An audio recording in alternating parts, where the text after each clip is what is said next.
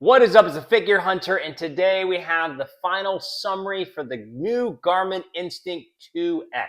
I've been wearing it for weeks now, and I've got some things to share about this watch. So if you like this review, please give it a thumbs up. Subscribe for more. I'm also going to have a review of the Garmin Instinct 2X directly compared to the Garmin Fenix 7X and Tactics 7 Enduro 2, because I think there actually is a similar comparison, although there are some obvious differences. So stay tuned for that in the coming days. Now, instead of just doing a traditional review where I go through all the specs and all the details, I thought I would do a different approach because many of the reviews with all specs and details are already out there. I thought I would share 10 things I love about the Garmin Instinct 2X and 3 things that are more minor that I don't love, that just weren't as great as I had hoped for. So that's really what we're going to talk about. It's just the 10 things I love, the 3 minor things that I wasn't as in love with or was not as happy with, as well as we're going to talk about a summary of how it compares to other devices on the market. So let's dive in. So point number 1, I love the size, the style, the design, just the overall look of this watch all day long. I just think it is just on point. And I personally like the tactical version better because the tactical version has red accents, but it also has a different shape to the exterior of the bezel. So it's more of a circular, like complete, rather than having chunks sticking out. Number 2, I love the screen brightness and clarity, which I have never said about any of the Garmin Instinct watches. I could not function with the Garmin Instinct 2 with it set to max brightness because it wasn't as clear and it definitely wasn't as bright and obviously wasn't as big. So I have really enjoyed and been able to fully read, even with eyes that need 1.25 reading glasses. I have loved the screen, the clarity, and the brightness, and I have even kept it at 70% instead of 100%, which I always had to do on the Instinct 2, and it still didn't work.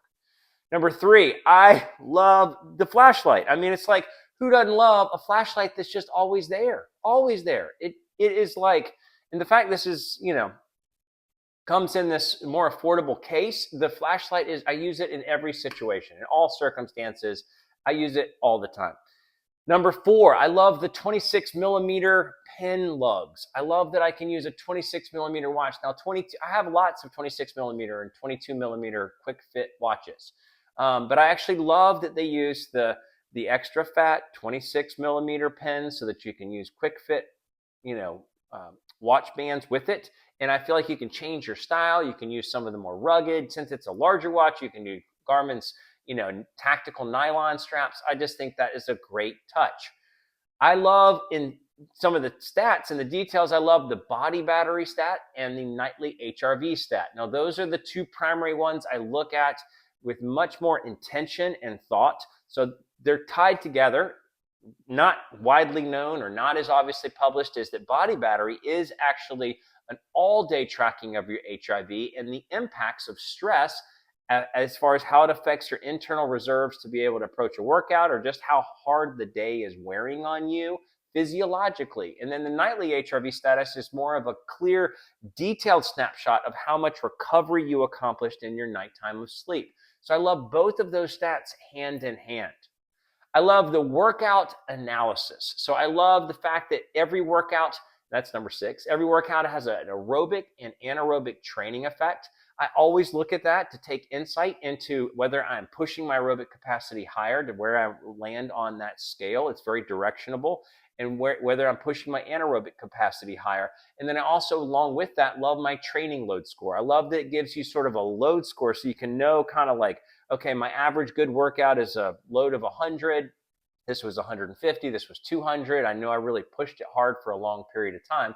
And alongside that workout analysis is the recovery time that comes at the end of every workout. I love the recovery time as a snapshot for how light I should go the next day. Like I had 45 hours on a really, really hard workout so that I knew I could take more time, or I should take more time in the next hard workout. It's a lesser used stat, but I love the new solar stats that are on here because you can see how much of your battery life is being helped by solar, or if you're not getting enough sun exposure. Actually, it's got a better multi-day tracking trend, so you can see if you're hitting that 50 kilolux average to be able to get the enhanced solar battery charging times. That's number 7. Number 8, I love the weekly training load and the chronic training load trend you get on the app. So on the watch itself, to get the acute training load over a period of time, like a little chart to see how your training load, your volume of intensity, it's not volume of time, volume of intensity, is accumulating over the course of the week. And then on the app to see the chronic load overlaid on top of it. Number 9, I love the morning report. I love that you wake up and you get a summary of your, the weather for the day, a forecast. You get the nightly HRV value, you get your body battery rejuvenation, you get your sleep score, and you get your readiness to train. I love the, summary of the training readiness as a part of your morning snapshot. That's how I look at it. The training readiness is a new stat, but I love that it gives you sort of a culmination of multiple physiological factors and direction. And the last thing I love is the price. I think at $449, this is an awesome watch. I mean, I just can't say enough about how this is a great, complete package as a watch. Now, what things don't I like? What were the 3 minor things that I just didn't love as much? And I'll tell you the biggest one first, and that's the actual battery life. So I don't get as much sun exposure. I'm probably averaging maybe 10 to 15, maybe on good days, 20 kilolux per day. That's below the average to take advantage of the solar. And I have it always set to 70% brightness. That's just how my eyes are. It's what I appreciate. It's what I want to see. And I'm getting on average 12 days. So 12 days might seem like, oh, dear Lord, that's a far cry from the 40 on the box, because obviously the battery light has a big effect on it and then not getting solar. But on the Instinct 2, I had to turn up to 100% brightness, and it still wasn't clear and crisp and bright enough, and I was getting 6 days. So it's still twice the battery life that you would have on the Instinct 2, in my opinion. The second sort of minor thing that I didn't love, it does have a slight lag on certain times if the watch has been sitting. Like whenever I get into the morning report, it's like 3 seconds before it starts to actually click through the screens, and a slight lag sometimes throughout the day, although it's not as pronounced.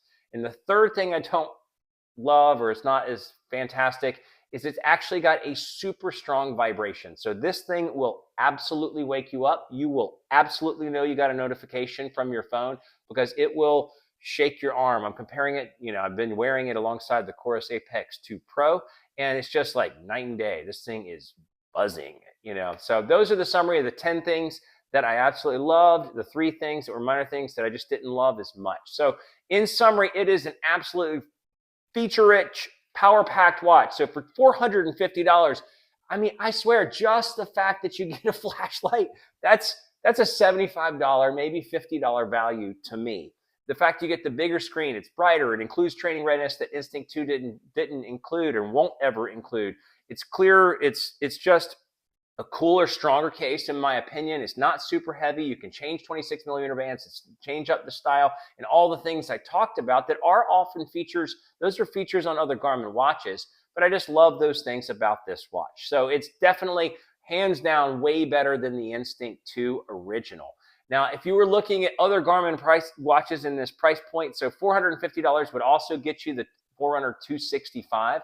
And I would just say those are just two completely different watches. The 265 has got a beautiful screen and really good battery life for it, but it's got a domed bezel. It's sort of like a smoother, glossier, fancier looking watch, and delicate, I would say, looking watch. And it's just totally for 2 totally different people. The 265 will have a little bit more running dynamics on it, but at the same time, it's got all the same feature-rich packed inside, just a totally different screen offering and experience offering. If you were to compare it to the Chorus Apex 2 Pro, which I'm testing and will have a final review coming out, or the Polar Pacer Pro, any of those watches, I do think it's just a different offering. This is for like the G-Shock-ish type watch, but is just totally clear and legible and has some super cool features and functions, and has some of the most comprehensive wellness and training functions on the watch market today. So just different. But that is my full summary for the Garmin Instinct 2X. Let me know your thoughts in the description down below. The Fit Gear Hunter, thanks so much for watching.